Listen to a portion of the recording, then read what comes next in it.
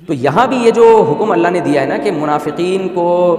جو ہے پتہ چل جائے گا کہ کون آزاد عورت ہے اور کون باندی ہے، تو یہ پتہ چل رہا ہے کہ حکمت ہے اصل میں، ورنہ حکم کا مدار اس پر نہیں ہے۔ حکم کا مدار اس پر ہے کہ اے ایمان والے، اے نبی اپنی بیویوں سے اور اپنی بیٹیوں سے اور عام مسلمان عورتوں سے کہہ دیجئے کہ جب گھر سے باہر نکلیں تو اپنے چہروں جو اوڑھنی ہے وہ اپنے چہروں پہ لٹکا لیا کریں۔ یہی وجہ ہے کہ اس آیت کے نازل ہونے کے بعد صحابہ کرام میں جو صحابیات تھیں اور جو امہات المومنین تھیں، سب نے جب گھر سے باہر نکلتی تو اپنے چہروں کو چھپاتی تھی، وہ چاہے منافقین کی طرف سے فتنے کا خوف ہو یا نہیں، اور صدیوں سے یہی چلا رہا ہے امت مسلمہ میں۔ تو علماء اور فقہا جو قرآن کے مزاج کو بہت زیادہ سمجھتے ہیں، تو بہت سے فقہا اس طرف گئے ہیں، بہت سے مفسرین اس طرف گئے ہیں کہ یہ قرآن نے حکمت بیان کر دی ہے کہ چہرے کے پردے میں ایک حکمت یہ بھی ہے کہ باندی اور آزاد میں فرق ہو جائے گا، لہذا آزاد عورت فتنے سے محفوظ ہو جائے گی۔ تو ایک تو یہ ہے، یہی وجہ ہے کہ امام احمد بن حنبل اور امام شافعی نے اسی آیت سے چہرے کے پردے پر استدلال کیا کہ عورت جب گھر سے باہر نکلے گی تو چہرہ کا پردہ اس آیت کے بعد فرض ہو گیا ہمیشہ کے لیے۔ دوسرا اس کا جواب یہ کہ ہم یہ فرض کر لیتے ہیں کہ چلیں ٹھیک ہے،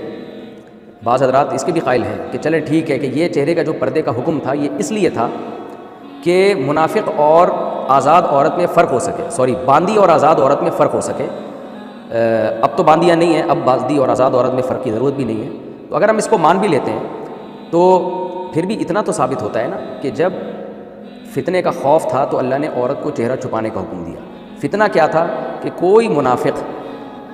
آزاد عورت کو باندی سمجھ کے اس کی طرف للچائی ہوئی نظریں نہ ڈالے اور اس کو تنگ کرنے کی کوشش نہ کرے، اس کی طرف بڑھنے کی کوشش نہ کرے۔ تو اس فتنے کی وجہ سے اللہ نے حکم دیا کہ عورت چہرے کا پردہ کرے گی۔ تو اب فتنے کی نوعیت چینج ہو گئی ہے۔ اب فتنہ یہ نہیں ہے کہ آزاد اور باندی میں فرق نہیں ہو رہا، اب فتنہ یہ ہے کہ جب آزاد عورت چہرہ کھول کے گھومے گی تو اب ہوس کے مریض پہلے سے کئی گنا زیادہ ہیں۔ اب نکاح مشکل ہے، زنا آسان ہے،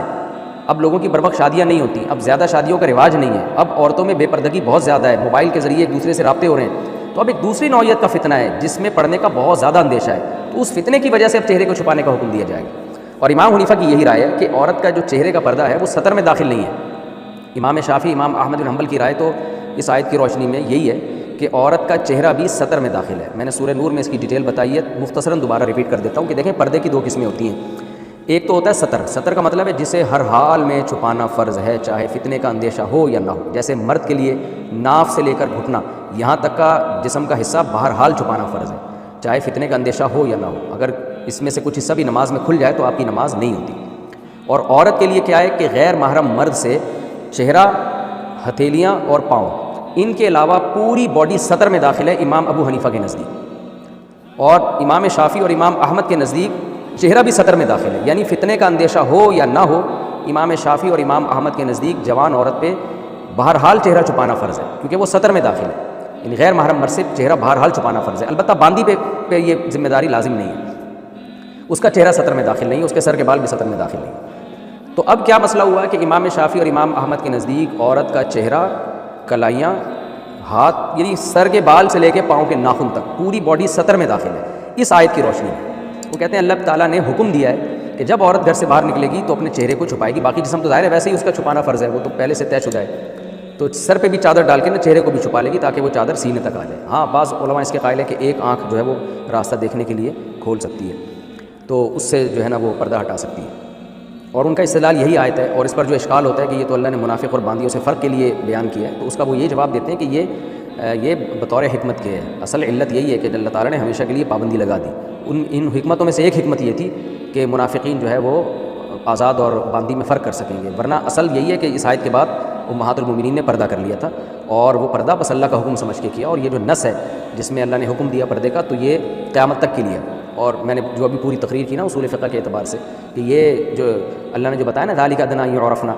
یہ اللہ نے حکمت بیان کی ہے، حکم کا مدار حکمت پر نہیں ہوتا، علت پر ہوتا ہے۔ اور امام حنیفہ کے نزدیک اس کا کیا مطلب ہوگا؟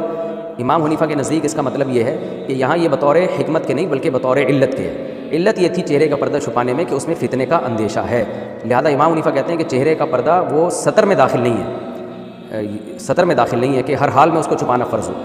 البتہ اس کے پردے کی فرضیت کسی اور وجہ سے، وہ ہے فتنے کا اندیشہ۔ تو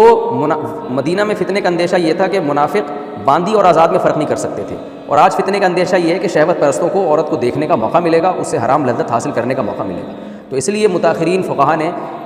سب نے اسی پہ فتویٰ دیا، جو احناف میں، جو حنفیوں میں متاخرین فقہا گزرے، کہ بھائی اس زمانے میں آزاد جوان عورت پر چہرے کا پردہ بہرحال چھپانا فرض ہے، سطر میں داخل نہیں ہے لیکن پردہ فرض ہے۔ پردہ کا تعلق ہے فتنے سے، تو چونکہ فتنے کا بہرحال اندیشہ ہے تو اس لیے عورت پر اس زمانے میں چہرے کا پردہ فرض ہے۔ احناف نے اس بارے میں جو وہی قول لیا جو امام شافعی کا ہے، البتہ یہ ضرور ہے کہ اس کو سطر میں داخل نہیں کیا، کیونکہ ہماری رائے میں وہ سطر میں داخل نہیں ہے، اس پہ دلائل میں سورہ نور میں اور زیادہ ڈیٹیل کے ساتھ میں دے چکا ہوں۔ تو خلاصہ یہی نکلا کہ جوان عورت کو بہرحال چہرے کا پردہ کرنا چاہیے، کیونکہ اس میں فتنے کا اندیشہ ہے۔ اب بعض خواتین یہ کہتی ہیں ہمیں تو کوئی فتنے کا اندیشہ نہیں، دیکھیں غالب کو دیکھا جاتا ہے کہ غالب کیا ہے، یعنی زیادہ تر کیا ہو رہا ہے۔ چند عورتوں کو اگر فتنہ نہ ہو یا چند مردوں کو فتنہ نہ ہو تو چند کے پر حکم کا مدار نہیں ہوتا، میجورٹی پر حکم کا مدار ہوتا ہے۔ تو اس فتنے کی اصل ہمیں بہرحال یہاں سے اس آیت سے مل جاتی ہے کہ جہاں فتنے کا خطرہ ہوگا تو عورت کو چہرہ چھپانے کا حکم دیا جائے گا۔ البتہ امام حنیفہ کے نزدیک چونکہ چہرہ سطر میں داخل نہیں ہے تو اس اختلاف کا ہم یہ گنجائش عورت کو دے سکتے ہیں کہ جہاں ضرورت ہو عورت کو چہرہ کھولنے کی تو وہاں اس کے لیے چہرہ کھولنے کی گنجائش ہوگی۔ تو وہ ضرورت پر میں بیان کر چکا ہوں سورہ نور میں ڈیٹیل کے ساتھ کہ وہ کیا ضرورت ہو سکتی ہے، کہاں کہاں ضرورت ہو سکتی ہے۔ آگے اللہ تعالیٰ اچھا باندی پر جو ہے نبی صلی اللہ علیہ وسلم کے دور میں پردہ فرض نہیں تھا، وہ چہرہ بھی کھول سکتی تھی، کلائیاں بھی کھول سکتی تھی، اور سر کبھی اس پہ پردہ فرض نہیں تھا، کیونکہ وہ گھروں میں ان کو کام کاج بہت زیادہ کرنا پڑتا تھا، تو پردے کی وجہ سے وہ پھر گھر کے باہر کے کام پوری طرح کر نہیں پاتی تھی۔ اور پھر اللہ تعالیٰ ایک آزاد اور باندی میں فرق بھی رکھنا چاہتے تھے۔ یہی وجہ ہے کہ صحابہ کرام کے دور میں باندی کو پردہ نہیں کرنے دیا جاتا تھا۔ حضرت عمر رضی اللہ تعالیٰ عنہ نے جب دیکھا کہ ایک باندی نے مکمل چہرہ چھپایا ہوا ہے تو آپ سخت ناگواری کا اظہار کیا اور کہا اتتشبہین بالحرائر، تم باندی ہو تو آزاد عورتوں سے مشابہت کیوں کر رہی ہو؟ لیکن یہ وہ دور تھا جب شہوت پرستی عام نہیں تھی،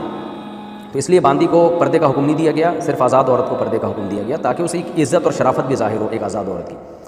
لیکن جب فتنہ پھیل گیا بہت زیادہ، لوگوں میں دیر سے نکاح ہونے لگے،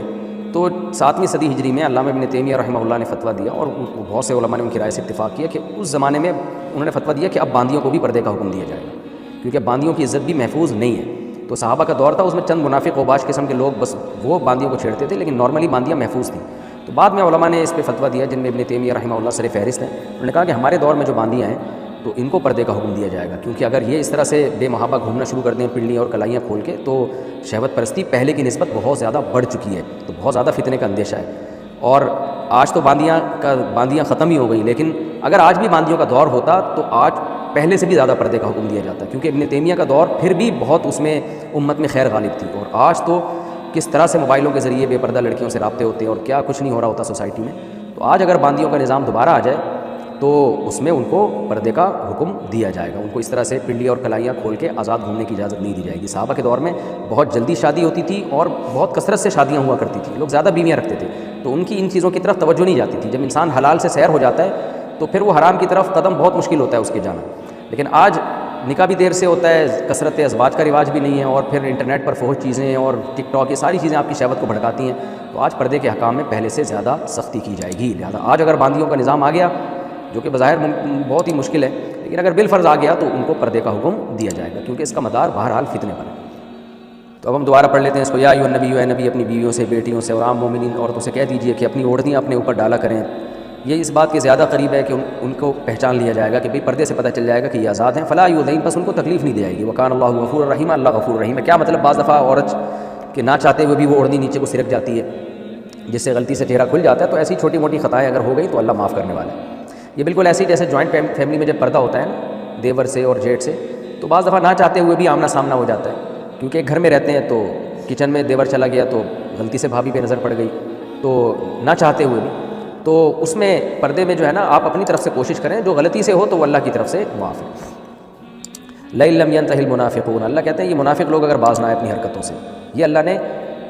باندیوں کو بچانے کے لیے کہ باندیوں کو پردے کا حکم تو نہیں دیا جا رہا، لیکن منافقین کو دھمکی دی جا رہی ہے اگر یہ اپنی حرکتوں سے باز نہ آئے، اور وہ لوگ جن کے دلوں میں مرض ہے، یہاں مرض کا ترجمہ کیا گیا شہوت کا مرض ہے، بس عورتوں کو دیکھنے کا ان کو شوق ہے، یہ والا جو شہوت کا مرض ہے، یہ لوگ اگر باز نہ آئے، والمرجفون فی المدینہ، اسی طرح مدینہ میں شہر میں افواہیں پھیلانے والے، مدینہ شہر میں جو افواہیں پھیلانے والے لوگ ہیں وہ بھی اپنی افواہوں سے باز نہ آئے، لنغرینک بہم، تو اے نبی ہم آپ کو ان پر قدرت دیں گے، ثم لا یجاورونک فیہا الا قلیلا، پھر یہ لوگ مدینہ میں بہت تھوڑا رہیں گے، بس اتنا جتنا جلا وطنی کے لیے ان کو ٹائم دیا جائے گا، یہ آپ کے ساتھ رہ نہیں سکتے، جلا وطن کر دیا جائے گا، ملعونین، لعنت کی جائے گی، اور ایسا بھی ہو سکتا ہے کہ اینما ثقفوا، جہاں بھی ان کو پایا جائے گا، اخذوا، ان کو پکڑا جائے گا، وقتلوا تقتیلا، اور خوب ان کا قتل کیا جائے گا، یعنی وہی حال ہم ان کا کریں گے جو ایک جنگی کافر کا ہوتا ہے، جو میدان جنگ میں ہوتا ہے،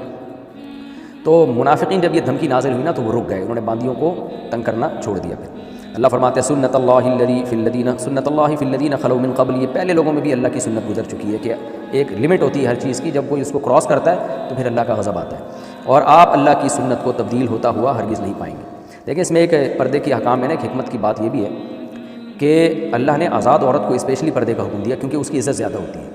اسی وجہ سے مسلم سوسائٹی میں ہمیشہ سے جتنی بھی عزت دار فیملی ہوتی تھی نا، ان کا پردہ اتنا زیادہ سخت ہوتا تھا۔ تو جو بادشاہوں کے گھرانے ہوتے تھے، ان کی عورتوں کو تو کبھی کسی نے برقعے میں بھی نہیں دیکھا ہوتا تھا، اتنا پردہ ہوتا تھا۔ ہم ہندوستان میں، ہماری دادی ہمیں بتایا کرتی تھی، کیونکہ ہمارا بھی زمیندار تھے ہمارے جو دادا تھے، اور بہت اللہ نے مال و دولت سے نوازا تھا، تو ہماری دادی بتایا کرتی تھی ہم نے بہت سارے نوکر چاکر رکھے ہوئے تھے، تو ہم مالداروں میں شمار ہوتا تھا۔ تو کہتی ہم چونکہ مالدار تھے تو ہمارا پردہ بہت سخت ہوتا تھا، کیونکہ مالداروں کو عزت کی نگاہ سے دیکھا جاتا تھا، تو ان کی عورتوں میں بہت زیادہ پردہ ہوتا تھا تاکہ یہ پتہ چلے کہ عزت دار عورتیں ہیں۔ تو ہماری دادی بتایا کرتی تھی کہ ہم جب گھر سے باہر نکلتے تو گھر کے دونوں طرف چادریں لگائی جاتی تھیں، پھر ہم ڈولی میں جا کے بیٹھتے تھے، اور پھر جو ہے وہ جو مزدور ملازم ہوتے تھے وہ ڈولی اٹھا کے کہیں لے جایا کرتے تھے سفر کے لیے، تو پھر وہ چادریں ہٹائی جاتی تھیں۔ تو یہ رئیس لوگ جو ہوتے تھے نا، جو خاندانی رئیس ہوتے تھے، ان کے یہاں اس طرح کا پردہ ہوتا تھا۔ بادشاہوں کے یہاں بھی ایسا ہی ہوتا تھا۔ آج بھی دیکھ لیں سعودی عرب میں جو اب تک بادشاہی نظام چلا ہے، ان کی عورتیں نظر نہیں آتی تھیں، اب آہستہ آہستہ سعودی عرب بھی لبرلزم کی طرف جا رہا ہے، لیکن مسلم سوسائٹی میں ہمیشہ سے ایسا ہوتا ہے، جتنی عزت سوسائٹی میں زیادہ ہوگی عورتوں میں پردہ اتنا ہی زیادہ ہوگا۔ یہ انگریز نے آ کے بیڑا غرق کر دیا کہ جتنی عورت جو ہے وہ عزت دار ہوگی اتنی ہی کپڑے اس کے جسم پہ اترتے چلے جائیں گے۔ تو یہ جو ہے نا، اب ہماری سوسائٹی میں جو لبرل انٹیاں ہیں، جو مالدار انٹیاں ہیں، ان کے آپ کپڑے دیکھیں کم ہوتے چلے جا رہے ہیں۔ تو یہ فطرت کے خلاف بغاوت کی ہے گورے نے، کافروں نے، کہ جتنی عزت دار عورت ہے اس کا پردہ اتنا ہی ختم ہو گیا۔ تو یہ بالکل الٹا، کیونکہ قرب قیامت ہے نا، تو ہر کام الٹا ہوگا، اور کافر کا تو ہر کام فطرت کے خلاف ہوتا ہے۔ تو نکاح چھوڑ کر ہومو سیکسولیٹی کی طرف آ رہے ہیں، اور جتنی عورت عزت دار ہوگی اتنے ہی جس کے کپڑے جسم سے اترتے چلے جائیں گے۔ تو قرآن کی آیتوں سے ہمیں پتہ چلتا ہے کہ عورت کی عزت پردے میں ہے، جتنی پردے دار ہوگی اللہ کی نظر میں اور مسلم سوسائٹی کی نظر میں اتنی ہی عزت دار سمجھی جائے گی۔ یسألک الناس عن الساعۃ قل انما علمها عند اللہ، لوگ آپ سے قیامت کے بارے میں پوچھتے ہیں، آپ بتا دیجئے کہ اس کا علم اللہ کے پاس ہے۔ کیونکہ ان آیتوں میں اللہ تعالیٰ نے پیغمبر صلی اللہ علیہ وسلم کو تکلیف پہنچانے پر شدید وعیدیں سنائی ہیں، پچھلے رکوع کے آخر میں گزر چکا کہ جو اللہ اس کے رسول کو یا عام مومنین کو تکلیف پہنچاتے ہیں، منافقین اسی طرح سے تکلیفیں پہنچا رہے تھے، باندیوں کو چھیڑتے تھے، مدینہ میں افواہیں پھیلایا کرتے تھے، اور جو مختلف طریقے تھے پروپیگنڈے کرتے تھے، تو اللہ نے کہا ان کے لیے دردناک عذاب ہے۔ تو جب بھی قرآن دردناک عذاب کی دھمکی دیتا ہے تو فوراً سوال پیدا ہوتا ہے یہ کب آئے گا بھئی عذاب؟ ظاہر ہے قیامت کے بعد حساب و کتاب ہوگا۔ تو پھر وہ پوچھا کرتے تھے قیامت کا ٹائم کیا ہے، یہ کئی بار یہ سوال قرآن میں دہرایا گیا، اور اس کا ایک ہی جواب دیا گیا ہے کہ علمها عند اللہ، اس کا علم اللہ کے پاس ہے۔ وما يدریک لعل الساعۃ قریب تکون قریبا، اور آپ کو کیا خبر، ہو سکتا ہے قیامت قریب۔ نبی صلی اللہ علیہ وسلم کا زمانہ آدم علیہ السلام کے زمانے سے اگر آپ دیکھیں نا، تو پھر قیامت میں اور نبی صلی اللہ علیہ وسلم کے زمانے میں بہت کم فرق ہے۔ حدیث میں آتا ہے بعثت انا والساعۃ کہاتین، اللہ نے مجھے اور قیامت کو اس طرح قریب قریب بھیجا ہے، کیونکہ آدم علیہ السلام کا زمانہ تو بہت طویل ہے، تو اس کے حساب سے ہمارے نبی سب سے آخر میں آئے، تو ہمیں یہ 1400 سال لگتے ہیں، بہت لمبے، لیکن یہ زمین کی اگر آپ عمر دیکھیں اور انسان جب دنیا میں آیا تو اس وقت سے اگر آپ تاریخ میں جو وقت گزر چکا ہے اس کے لحاظ سے یہ بہت زیادہ قریب ہے۔ ان اللہ لعن الکافرین، اللہ نے کافروں پر لعنت کی ہے اور ان کے لیے بھڑکتی ہوئی آگ تیار کر کے رکھی ہے، خالدین فیہا ابدا، جس میں وہ ہمیشہ رہیں گے، لا یجدون ولیا ولا نصیرا، اس میں کوئی دوست اور مددگار نہیں پائیں گے۔ اور یہ وہ دن ہوگا یوم تقلب وجوہہم فی النار، جس دن ان کے چہرے آگ میں الٹائے پلٹائے جائیں گے، یعنی الٹ پلٹ ہوں گے چہرے آگ میں، اللہ ہم سب کو بچائے۔ یقولون، اس وقت یہ کہہ رہے ہوں گے، یا لیتنا، ہائے کاش، اطعنا اللہ و اطعنا الرسول، ہم نے اللہ اس کے رسول کی اطاعت کی ہوتی۔ وقالوا، اور کہیں گے، ربنا، اے ہمارے رب، انا اطعنا سادتنا، ہم نے اپنے سرداروں کی، وکبراءنا، اور قوم کے بڑوں کی اتباع کی ہے، فاضلونا السبیل، انہوں نے ہمیں راستے سے ہٹایا، گمراہ کیا۔ تو کیونکہ منافقین بھی اپنے سرداروں کے کہنے میں آ کے یہ سب کچھ کیا کر رہے ہوتے تھے، تو یہ پھر چھوٹے کیا کہیں گے، ربنا آتihim ضعفین من العذاب، اے اللہ ان کو دگنا عذاب دے، ایک ان کے گناہوں کا، ایک ہمیں گمراہ کرنے کا، والعنہم لعنا کبیرا، اور ان پر بہت بڑی لعنت بھیج دے۔ تو یہ اللہ کافر اور منافق کو بتا رہے ہیں کہ تم اپنے بڑوں کے کہلاوے میں آ کے یہ سب کچھ کر رہے ہو جو کچھ کر رہے ہو، تو کل قیامت کے دن تم خود انہی سے براءت کا اعلان کرو گے اور اللہ کے عذاب سے تم بچ نہیں پاؤ۔